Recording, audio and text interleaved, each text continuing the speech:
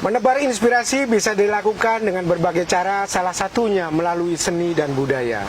Pada rubrik seni dan budaya ke-8, Bali Cap Macan Channel juga bertepatan dengan perjalanan Arma menuju Tahun Perak nanti pada bulan Juni tahun 2021 akan berbincang dengan tokoh inspiratif From Zero to Hero, Bapak Agung Rai.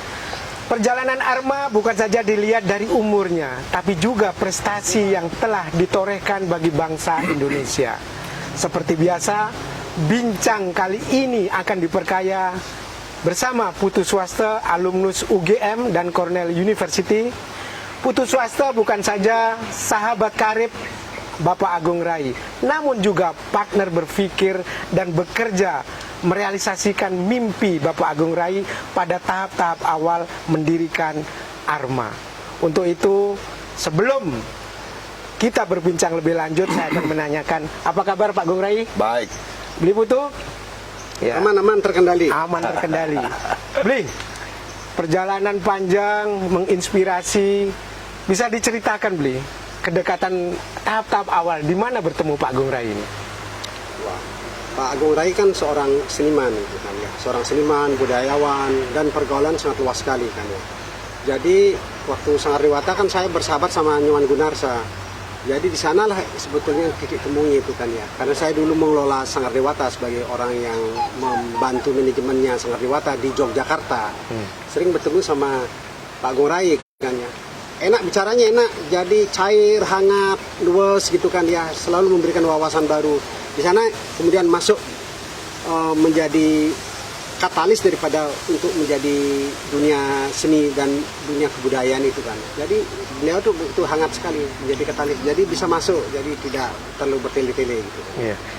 Sosok Gung Rai waktu itu sebagai seniman atau sebagai apa waktu itu? Yang pertama kali Anda kenal? Ya, Gung Rai kan sebagai seorang budayawan lah di sana kan, bisa sebagai seorang pebisnis budayawan itu kan lama sekali kan ya, itu hampir sebelum tahun 80 itu kan, tahun 80 lah di waktu itu kan ya, itu lama sekali itu kan, mungkin kira 40 tahun yang lalu gitu.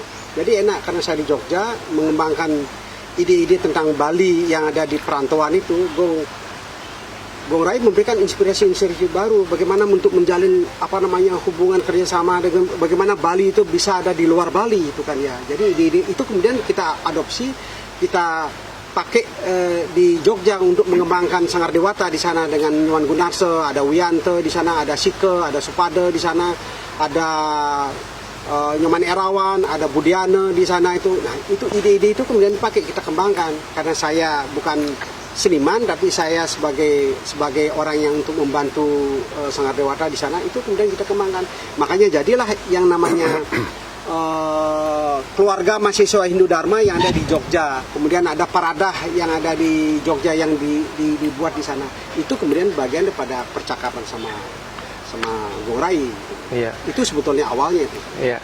Pak Gung Rai, melihat perkembangan dari perjalanan Arma, jadi saya ingin bertanya ke belakang ini. Kira-kira inspirasi dulu sampai tercipta ingin membuat museum bagaimana Pak? Seperti apa yang disampaikan oleh Pak Putu Swasta tadi, itu benar sekali karena kita manfaatkan itu sebagai ruang-ruang diskusi ya.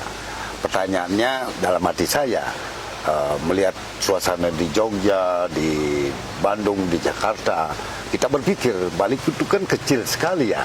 Nanti jangan-jangan kemana kan Bali itu ya. Nah itu pertanyaan yang awal dalam hati kecil saya ya. Nah dari pergaulan dengan intelektual Bali yang bermukim di Yogyakarta, terbentuklah Sangardewata, sehingga bagi saya ruang pembelajaran yang luar biasa untuk membangun kesadaran saya sendiri. Karena terus terang aja, saya sendiri waktu masuk ke Jogja itu sudah memiliki memiliki visi ya. Kebalian saya kan kuat, saya orang desa ya. Masuk ke kota di lingkungan terpelajar, itu kan kita sebetulnya tidak ada artinya, tetapi saya perlu dekat dengan orang-orang ini yang memiliki kecerdasan, wawasan intelektual ya. Nah, untuk itu ya saya terinspirasi ya. Di samping saya itu bagaimana mengembangkan, memasarkan karya-karya seniman-seniman kita yang ada di Jogja, di Bali, itu sangat penting ya. Membangunkan jembatan-jembatan baik itu di Jakarta secara nasional maupun secara internasional. Kekurangan kita kan di sana. Maka saya melakukan hal-hal bagaimana menjembatan, menghubungkan antara seniman dengan kolektor-kolektor yang ada di Jakarta, di Singapura, di Jepang, bahkan di Eropa, di Amerika. Nah, kita mesti membangun network pemasaran dulu ya. Ya, dari pemasaran sehingga seniman-seniman kita itu yang muda-muda itu sangat senang melalui pameran-pameran baik itu di Jepang ya, di Singapura, kerjasama dengan LaSalle College di Singapura. Itulah yang kita bangun gitu ya. Sehingga pergaulan kita, wawasan kita akan berkembang juga gitu. Jadi mula awal itu kesadaran intelektual dulu Pak ya? Ya, membangun kesadaran itu, kesadaran individu itu sangat penting ya. Pergaulan itu di sana kita belajar banyak dari teman-teman yang kita temui, baik yang ada di Jogja, yang ada di Denpasar maupun di Bandung, di Jakarta, kan saya selalu bergaul dengan seniman-seniman ya. Bahkan seniman-seniman yang katakanlah besar yang ada di Indonesia seperti Sujoyono, Dula, Basuki Abdullah, Hendra Gunawan, kita bergaul dengan mereka. Bahkan dengan Bagong Sudiarjo dekat sekali di Jogja. Nah, di sanalah muncul ide-ide nasional dan internasional gitu ya. Bli, kesadaran intelektual membangun pemuda Bali zaman itu gampang atau susah? Sebetulnya mungkin susah ya, karena memang untuk membangun kesadaran itu memang komunikasi mesti intensif juga kan ya. Jadi pikiran didatangin orang, diajak ngobrol, seperti dengan Gong Rai yang sering datang ke Jogja kan saya pertemukan dia dengan kawan-kawan mahasiswa di sana kan ya. Ini bagaimana visi ke depan. Jadi biar kita menjadi minoritas Bali di sana biar menjadi kuat, biar mempunyai daya tawar yang cukup tinggi gitu loh kan ya. Makanya kesadaran kebudayaan itulah yang seperti Gong Rai bilang itu kemudian dikembangkan menjadi jembatan untuk kesadaran untuk semuanya itu gitu loh kan ya. Ini baru kita bisa membuat yang namanya organisasi. Kalau kesadaran dan komunikasinya meningkat dan bisa sepakat di sana, nah ini menjadi satu landasan yang namanya platform kesadaran itu. Gitu. Jadi sekali lagi Pak Gong Rai, kesadaran intelektual ini menjadi basic ketika pemikiran-pemikiran awal Armani dibentuk. Sebenarnya ya, karena kesadaran intelektual itu telah terbangun ya, baik secara global maupun nasional, melalui kantong-kantong budaya yang ada di Jogja, di Bandung, di Jakarta ya. Nah, di Ubud waktu itu kan sudah banyak ada orang asing ya. Kita kan sama Putu juga bergaul juga sama ekspat-ekspat, seniman, intelektual asing yang ada di Ubud. Di Ubud ini kan sudah masuk desa internasional ya. Nah, inspirasi awal sebagai intelektual Bali, artinya beliau sudah alumnus Amerika zaman itu. Setelah pulang dari Amerika, lebih mengembangkan lagi kedekatannya dengan Pak Gong Rai. Nah, pengalaman-pengalaman internasional tentu menjadi pola pikir baru perbincangan dengan Pak Gong Rai. Apa yang waktu itu Bli Putu sampaikan? Ya, saya kan sudah lama bermukim di Amerika kan, lama bermukim belajar di sana, belajar di New York, belajar di Cornell, kemudian belajar di Princeton gitu kan ya.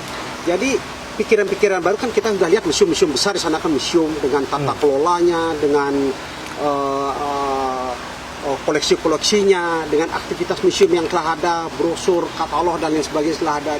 Nah, dialog ini ya kemudian sering dialog dengan Pak Gong Rai ini kan. Pak Gong Rai kan juga wawasan sangat luas sekali karena sudah sering di Jepang, sudah sering di Eropa, Belanda, Australia, udah ini titik temunya bagaimana itu bisa membangun sesuatu yang baru itu kan ya. Pak Gong Rai ide-idenya kemudian saya menerjemahkan.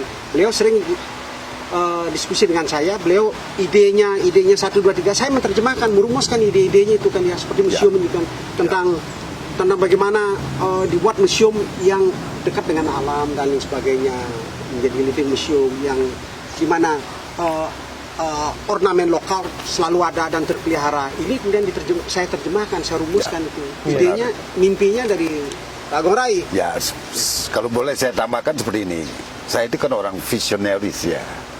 Ya visionaris, saya tuangkan ke Putu. Kadang-kadang kita ngobrol di rumah, didampingi oleh ada teman kita dari Amerika, bukan begitu ya? Betul. Nah, mereka lah yang merumuskan sebetulnya. Merumuskan itu menjadikan sebuah visi atau keinginan ya, membangun sebuah wadah.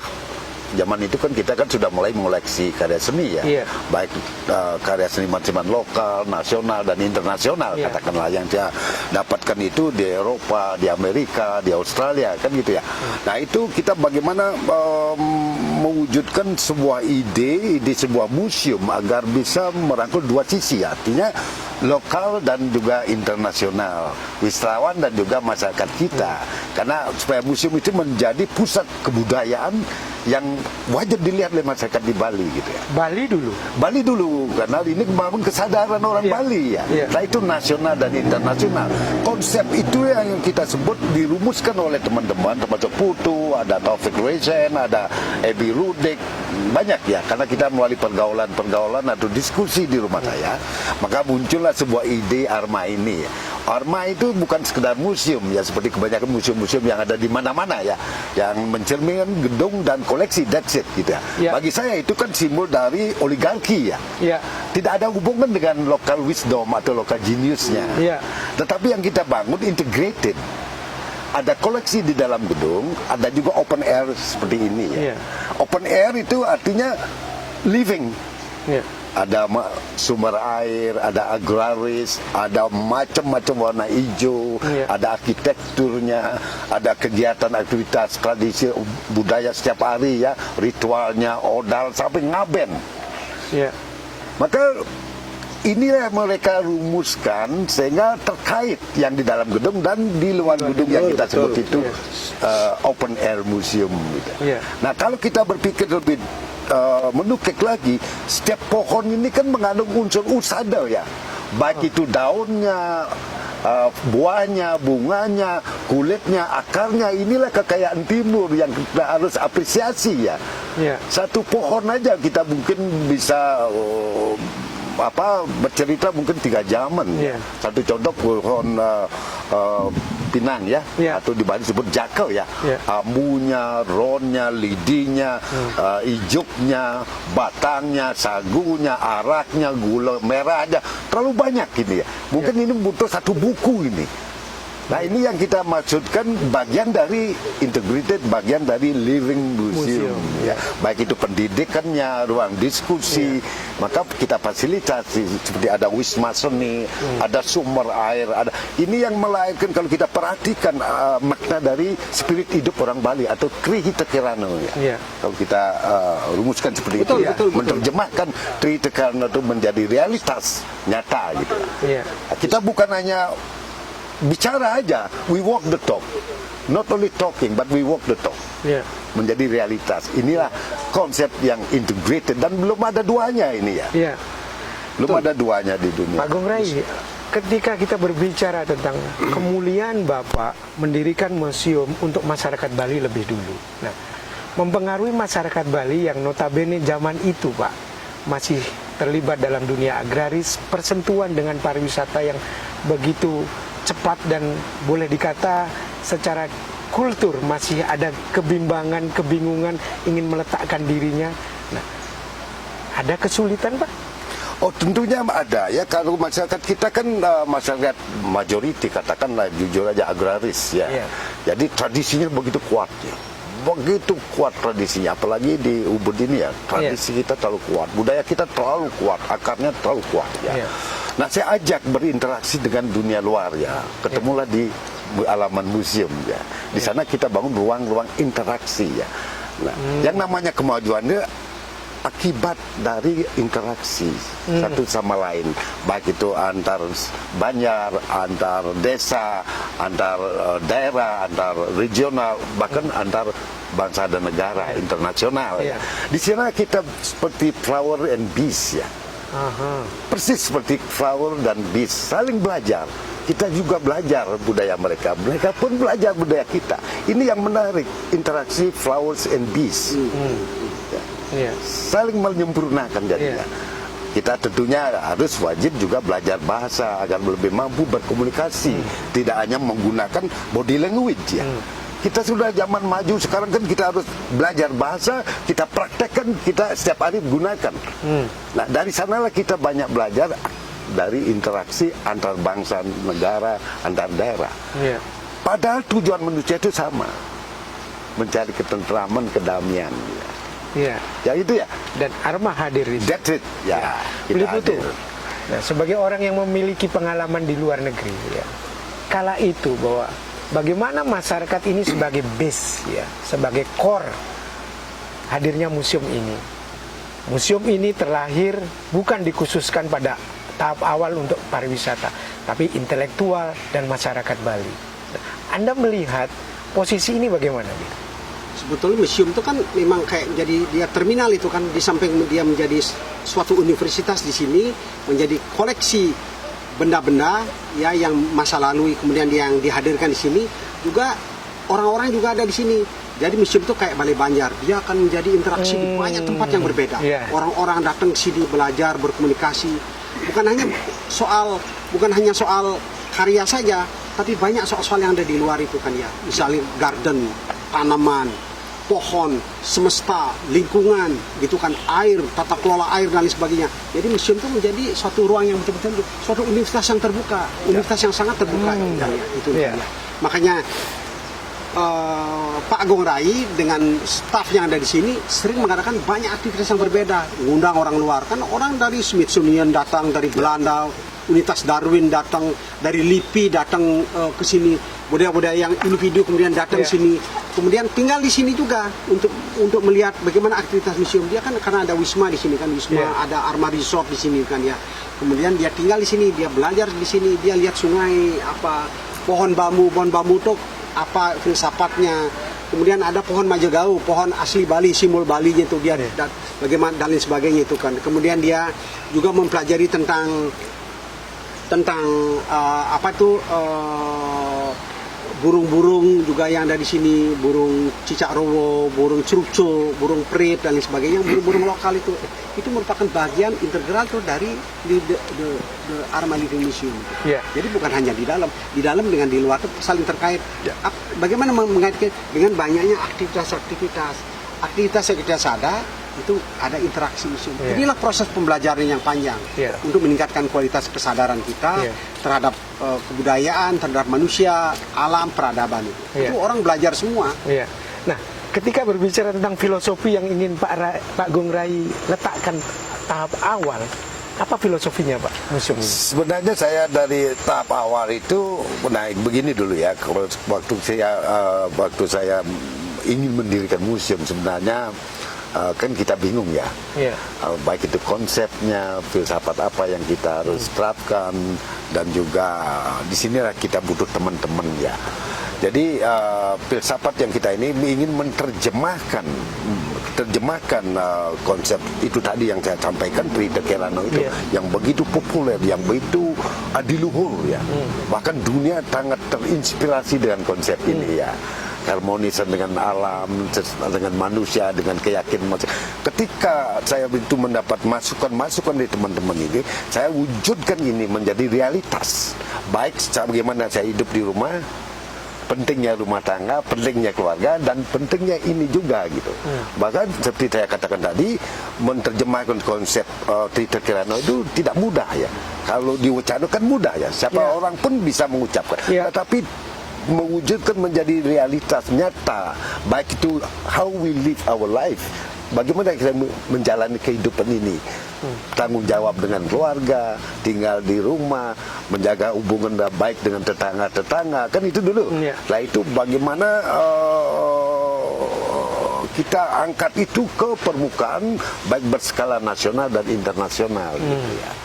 Itu konsep kita, filosofi dari menerjemahkan konsep filosofi dari Trita Kirana itu ya.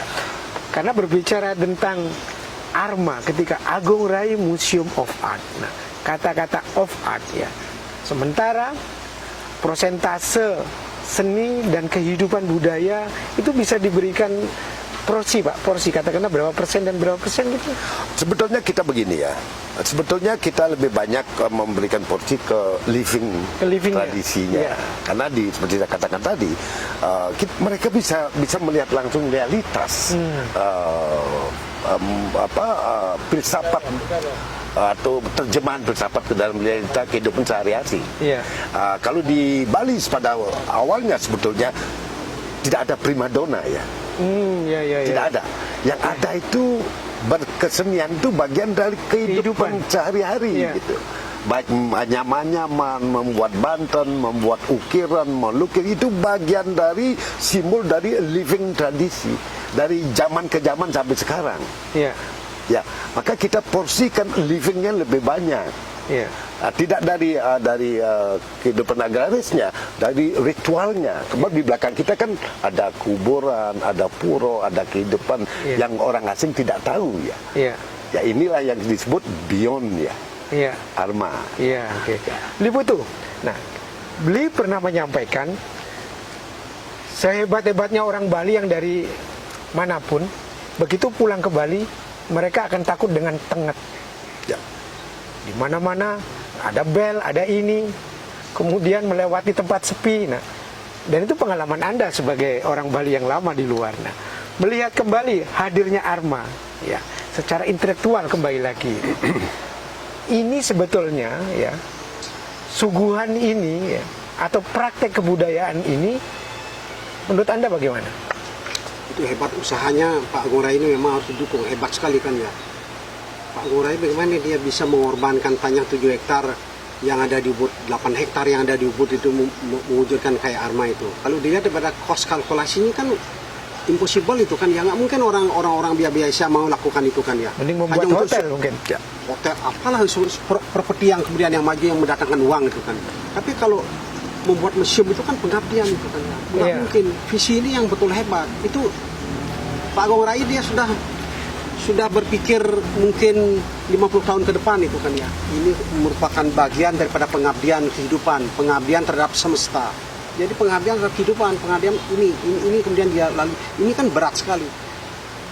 Bukan hanya museum itu bisa hadir, tapi mendatangkan orang, kemudian visinya, kemudian perjalanannya dan sebagainya. Kayak seperti ini kan Subak hadir di tengah museum. Ini kan Subak padi, Subak, Betara Seri, kulturalnya hadir semua. Jadi kehadiran inilah yang akan menjadi bagian untuk masa depan, untuk generasi itu kan ya.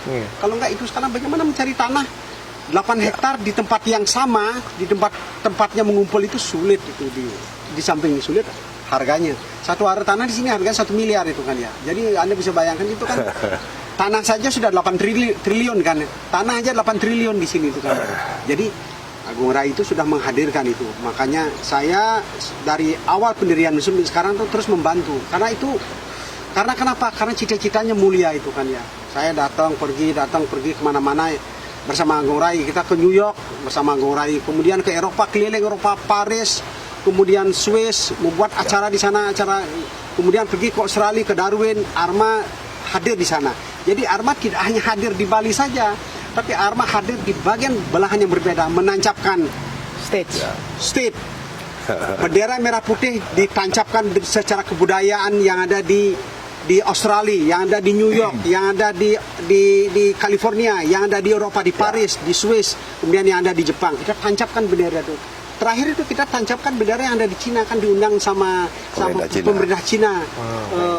Di Arma diundang sama pemerintah Cina di keliling Cina untuk sebagai suatu studi banding. Jadi inilah kemudian kita kerjasama. Jadi Arma itu bukan hanya soal kebudayaan saja, tapi ini soal negara, mewakili negara di dalam dunia yang berbeda, di dalam negara lain. Jadi inilah yang kemudian yang saya dengan keterbatasan yang semampunya itu untuk membantu Arma. Nah, hebatnya ketika tahap-tahap awal, waktu itu saya masih ingat bagaimana tokoh-tokoh dunia, tokoh-tokoh dunia hadir, menginspirasi bagaimana kedengaran dengungnya Arma itu sampai ke luar negeri gitu loh. Dan mereka ingin mengetahui bahwa ini living museum memang satu-satunya mungkin di dunia. Nah, tokoh sekelas Mick Jagger waktu itu, Rolling Stone, David Bowie. David Bowie datang ke sini. Itu apa sebetulnya implikasi? Apakah Pak Gong Rai ini ingin menunjukkan atau mereka sudah ketarik ini? Bisa di komen Anda gimana? Ya, sebetulnya kan karena melihat konsep living museum itu kan mereka tertarik sekali kan ya.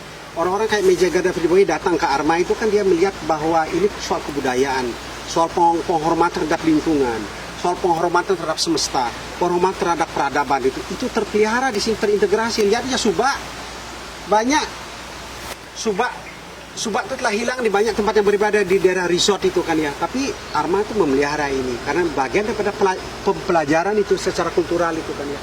Artinya bukan hanya top star datang sini. Ini kan datang ke sini kan Pak SBY datang itu kan. Kan saya temani Pak SBY datang ke sini, Ibu Megawati, Gus Dur, kemudian B.J.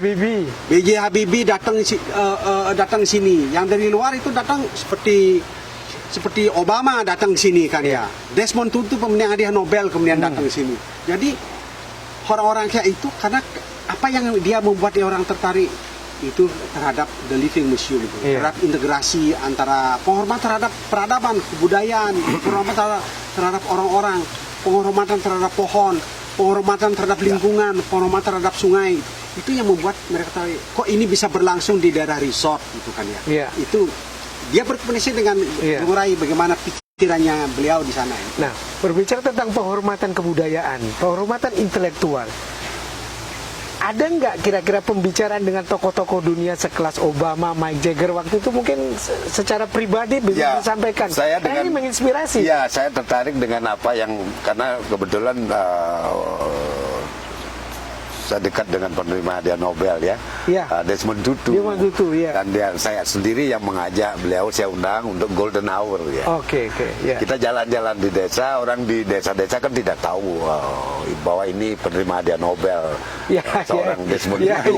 Seorang yang terkenal ya. Yang jangan lupa salah satu juga menemani beliau waktu itu Egan Mitchell ya. Itu yang mendarat di bulan. Egan Mitchell saya ajak ke tempat-tempat yang memang di pedesaan di mana mereka orang-orang desa seperti saya sampaikan tidak mengenal siapa sih orang ini. Yang orang desa kan tahu bahwa mereka ini ada tamu datang. Padahal saya ajak mampir ke rumah-rumah penduduk di pedesaan, jalan di sawah, jalan ke sungai sepanjang Pekerisan dan naik di Gua Garbo. Dan di sana kita sadar bahwa hampir seluruh dunia mereka merindukan suasana alam seperti yang ada di Bali ini. Sebab suasana alam di Bali itu tidak hanya mampu memberikan terapi ya atau healing atau juga inspirasi yang mendalam. Bahkan saya sampai bukan mengajar beliau, excuse me, you have to pay attention ya. Kita harus perhatikan matahari ini. Kemanapun kita lihat itu ada ribuan hijau di atas hijau di atas hijau. Hijaunya padi beda dengan hijaunya daun kelapa. Ada gunung, ada air, bertemu dengan petani, berdialog. Di sana muncul ya kesadaran beliau bahwa dia berharap dunia ini seperti ini ya. Ini yang dia rindukan ya. Nah ini yang harus kita jaga, tanggung jawab kita. Kita tidak melihat bahwa ini peradaban masalah, tidak. Ini merupakan keindahan alam pemberian Tuhan katanya. Disinilah diskusi antara Egan Mitchell dengan Desmond Tutu ya. Nah sementara bagi masyarakat Bali sendiri, baik dari generasi ke generasi, kemudian dari sosial masyarakat secara umum terhadap kehadiran Arma ini bagaimana Pak? Ini saya tahu ya, karena di sini kan saya menyadari bahwa saya pelajari juga karakter-karakter orang Bali, karena orang Bali itu walaupun awal dia seni itu sudah bagian kehidupan mereka. Ketika kita membangun soal kawasan seperti ini, mereka belum menyadari pentingnya hadirnya Arma gitu.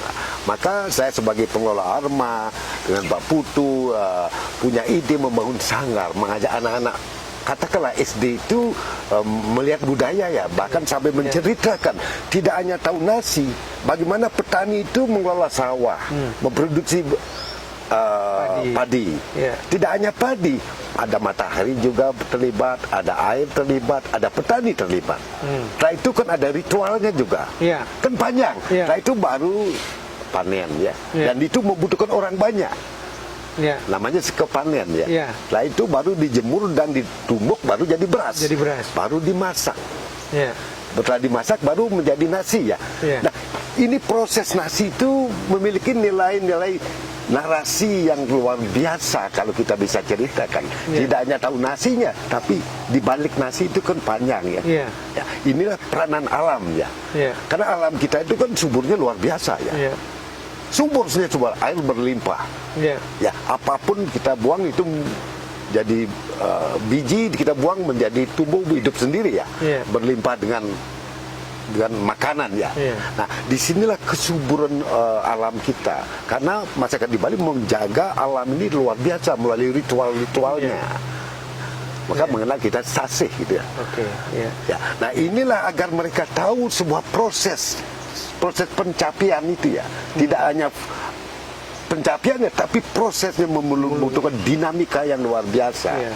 Dan itu dihadirkan. Dan itu kita hadirkan. Dan itu harus kita didik mereka, biar mereka tahu, biar menghormati alam dan menghargai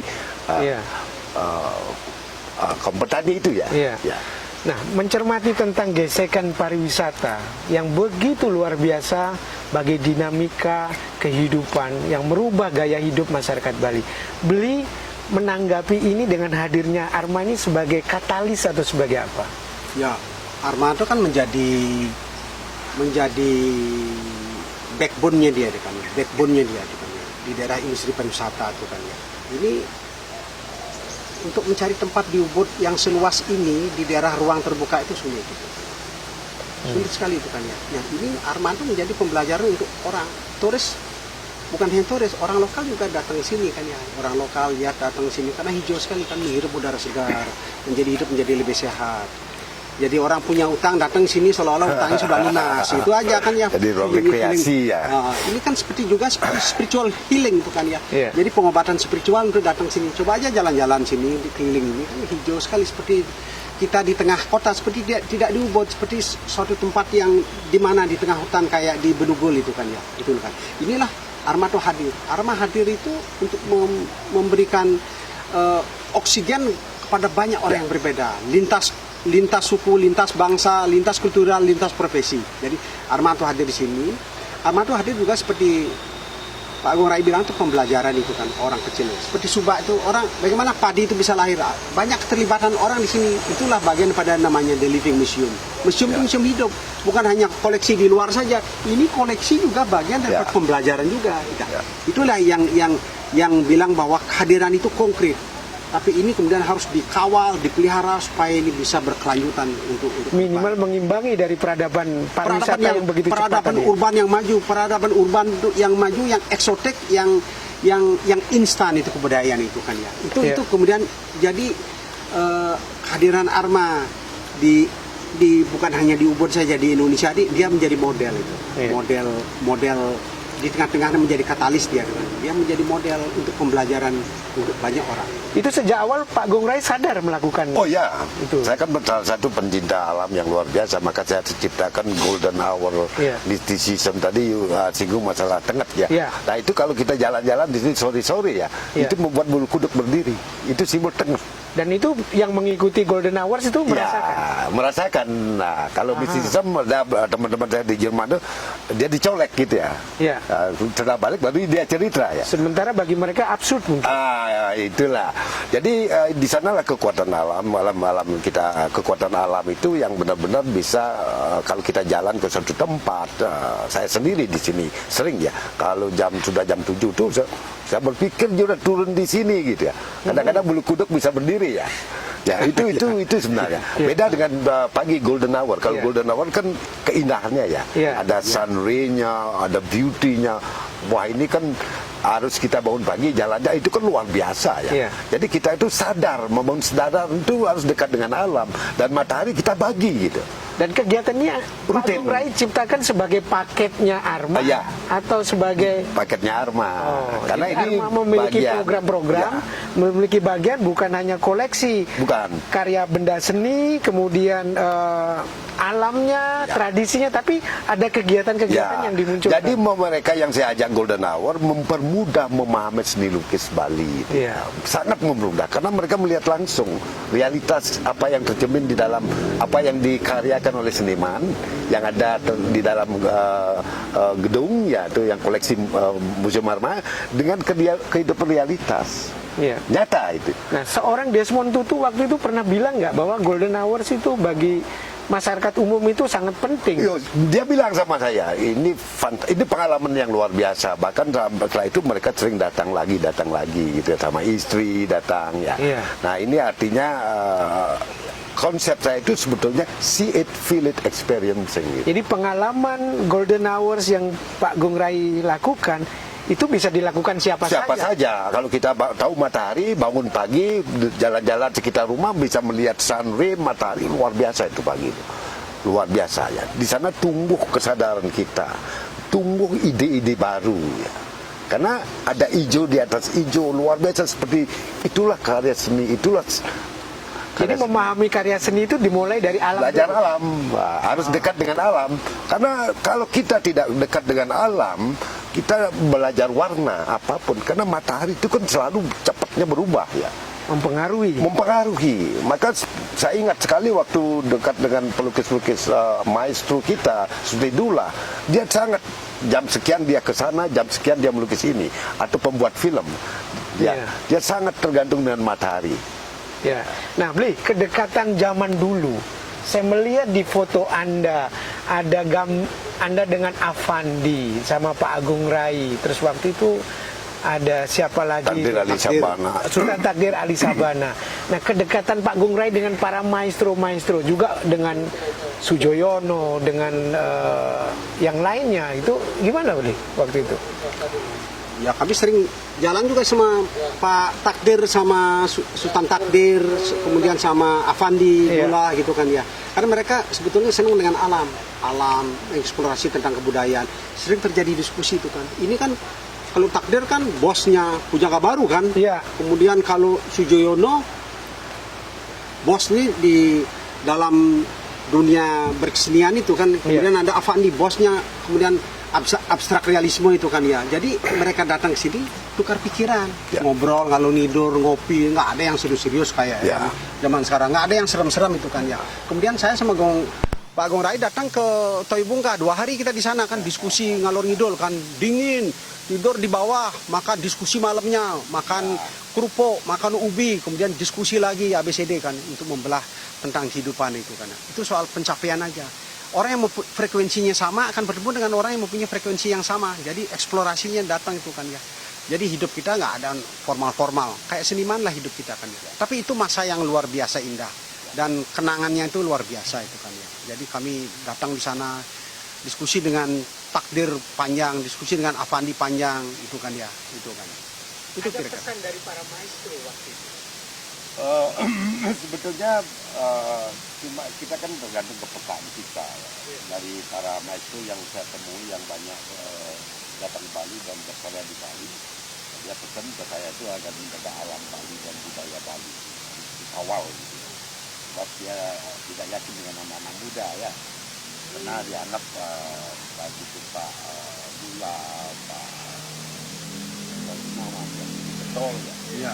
Ya, mereka merasa sama dengan orang Bali, bagaimana orang Bali itu walaupun cara orang Bali itu mengerti alam melalui ritualnya kan tidak cukup itu ya. Nah, mereka karena dia seorang seniman ya, Pak Rendra, Pak Umar Khayyam, karena pernah menginap di sini ya, jadi mereka begitu terkagum-kagum tidak hanya dengan alamnya, dengan manusianya juga.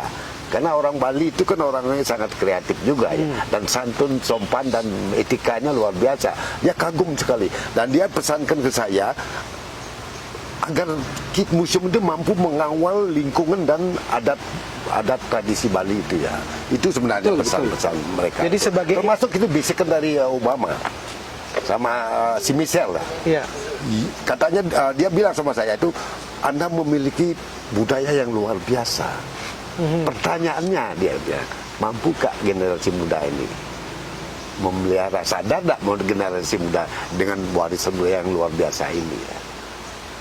Nah ini tergantung kepada kita orang Bali. Ya. Ini semua tergantung kepada kita sebagai orang Bali itu. Ya. Kemana kan Bali ini? Ya. Nah itu pertanyaan. Ada kalanya ketika kebudayaan ditampilkan secara instan untuk kebutuhan pariwisata, dan sementara itu di-counter oleh kehadiran Arma yang menghadirkan Living Museum itu. Nah, ada perdebatan panjang tentunya ketika hadirnya industri pariwisata kembali. Saya bukan menyoroti, tetapi minimal Arma ini menjadi sebuah, kembali lagi, prestasi Indonesia, stage Indonesia. Nah, dukungan pemerintah waktu zaman ke zaman bagaimana, Pak? Saya belum pernah mencoba untuk mencari dukungan, tetapi saya sering diberikan penghargaan tuh ya, baik dari zamannya Pak Gus Dur, saya diberikan penghargaan sebagai pelopor promotor seni dan budaya gitu ya. Tapi secara finansial enggak, ini semua swadaya murni ya. Padahal beberapa tokoh ada Malik zaman itu banyak. Sudah semua, artinya mereka sudah membawa institusi terlepas dari pribadinya datang. Dan Pak Gung Rai seperti perjalanan yang Beli Putu sampaikan, bagaimana hadirnya Arma ini betul-betul menorehkan sejarah panjang bagi stage atau nation Indonesia di mata dunia gitu. Betul, memang Arma memang ingin menyumbangkan sesuatu untuk Indonesia, itu kebalik itu kan. Memang kita ingin sumbangkan sesuatu bahwa peradaban baru, tentang peradaban seperti The Living Museum ini kan. Jadi model museum yang baru itu ya kayak Arma ini. Jadi kita ingin sumbangkan kepada Indonesia. Bukan hanya di Arma saja, tapi Arma sudah hadir di Osaka, di Tokyo, di Kyoto, itu kan sudah hadir di sana kan, sudah hadir di sana. Kemudian di Belanda di Tropen Museum, kemudian terakhir itu di Yugoslavia, di Zagreb itu kan ya, di Serbia itu udah hadir Arma di sana. Kemudian berikut yang lama-lama kemudian sudah hadir di Darwin, kemudian hadir di Sydney, hadir di Melbourne, kemudian yang terakhir kemudian di New York, kemudian di San Francisco. Jadi bendera Indonesia sudah hadir mewakili peradaban Indonesia di dalam dunia luar. Itulah kontribusinya itu kan ya. Jadi apa mimpi-mimpinya Pak Gung Rai itu yang sana. Terakhir Pak, ketika Bapak berbicara di Eropa Timur itu bicara apa Pak? Saya diundang bicara masalah itulah mengimplementasikan konsep Trita Kirana ya.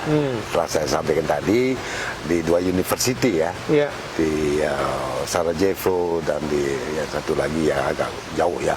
Nah di sana hadir banyak mahasiswa karena ini undangan dari university ya. Nah saya katakan sebetulnya di kita yang kita terapkan model baru sekarang masa Trita Kirana, ketika di Bali konsep keyakinan itu di reform ya, dari main idol to alam matahari, air dan angin ya. Di Bali kan itu ya, yang dikenal dengan Brahma Wisnu Siwa ya. Menjadi model baru yang itu keharmonisan antara manusia dan manusia spirit, kehidupan kita yang di era digitalisasi sekarang lah. Yang itu timbul pertanyaan dari mahasiswa yang menarik buat saya itu masalah karena Bali itu kan minority di Indonesia, tapi sebenarnya tidak ada masalah ya. Sangat dihormati dan sangat dihargai karena kita memiliki filosofi Pancasila itu. Bahkan menjadi pattern yang selama ini masih tetap solid dengan kehidupan tradisi dan masih budaya. Sangat kuat karena juga kita di Indonesia sangat dijaga karena ini merupakan bagian dari heritage, world heritage gitu ya. Beli Putu, untuk mendatang ini, program mendatang kita berharap pandemi ini usai ya. Kagama akan memiliki program dengan Arma. Bisa dikasih bocoran sedikit apa Kagama akan datang programnya? Ya, keluarga alumni Gajah Mada ini kan alumninya kira-kira hampir 70.000 ya kan ya, orang dari semua.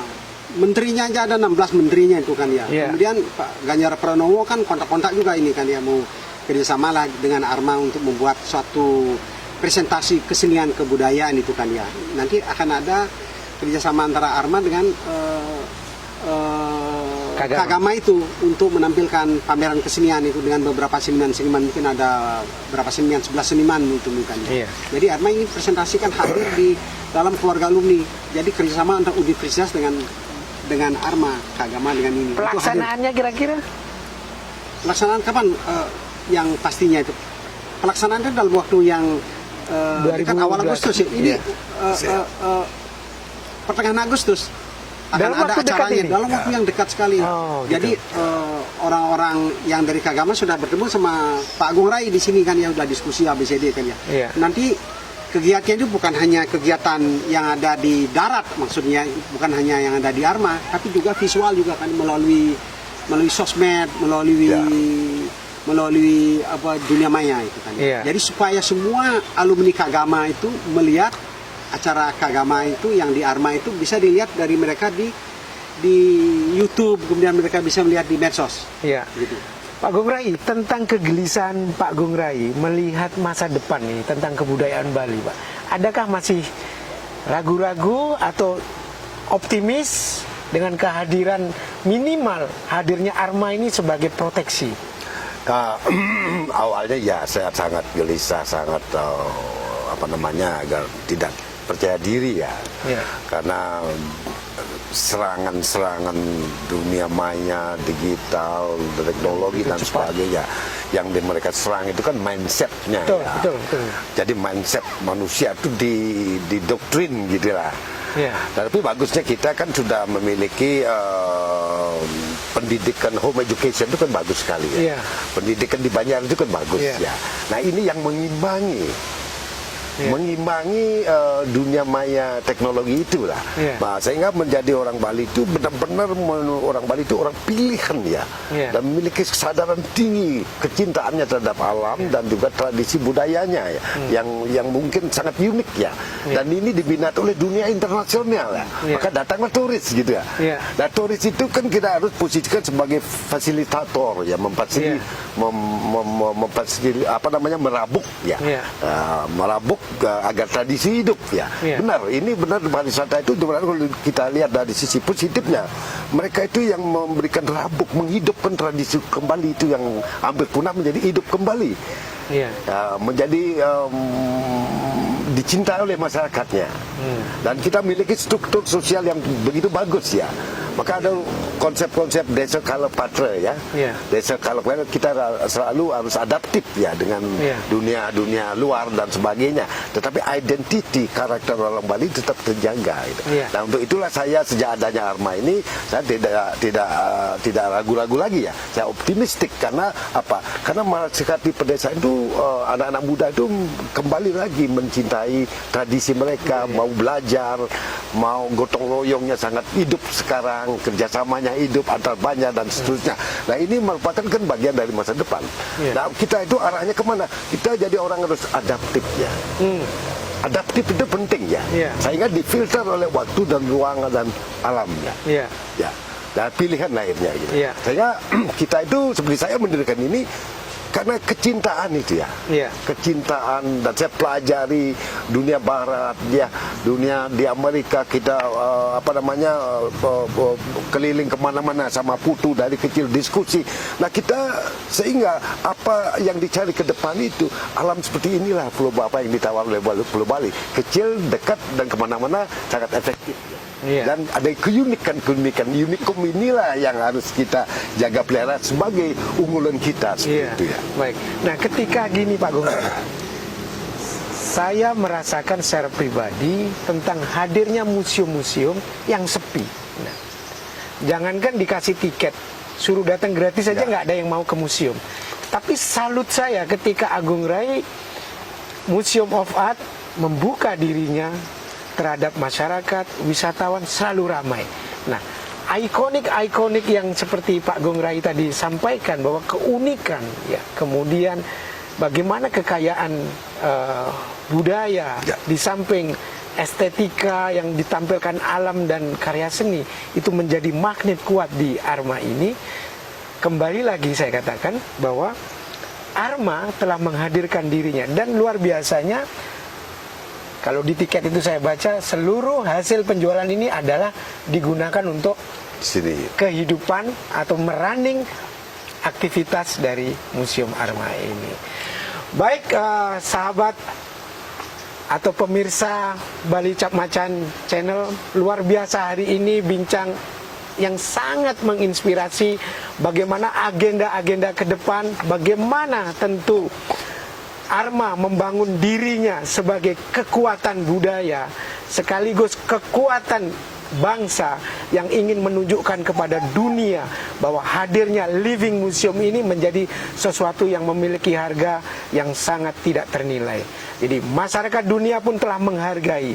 Kemudian bagaimana masyarakat Bali? Tentu Pak Gung Rai telah menciptakan sebuah konsep, sebuah program-program yang sampai hari ini 25 tahun 2021 adalah perjalanan peraknya, dan sebelum menuju ke sana sudah ditandai hadirnya Kagama atau keluarga alumnus Gajah Mada akan membuat program bersama yang tentu bukan hanya program seni tapi program intelektual, program-program yang sejak awal dibangun menjadi base, menjadi core dari museum ini, bahwa kekuatan intelektual kebudayaan itu menjadi bagian yang terpenting di samping hadirnya industri pariwisata yang selama ini bersama-sama. Sebuah museum dibangun oleh makna, adalah makna yang membuat museum ini memiliki nama Agung Rai Museum of Art, dan disitulah hadir bagi bangsa Indonesia. Terima kasih Pak Gung Rai, Terima kasih. Liputu. Semoga kasih, acara Om kita Yuda, ya. hari ini Makasih. menginspirasi, Terima dan kasih semuanya. para pemirsa, kita ketemu kembali di acara Bali Channel Cap Macan berikutnya.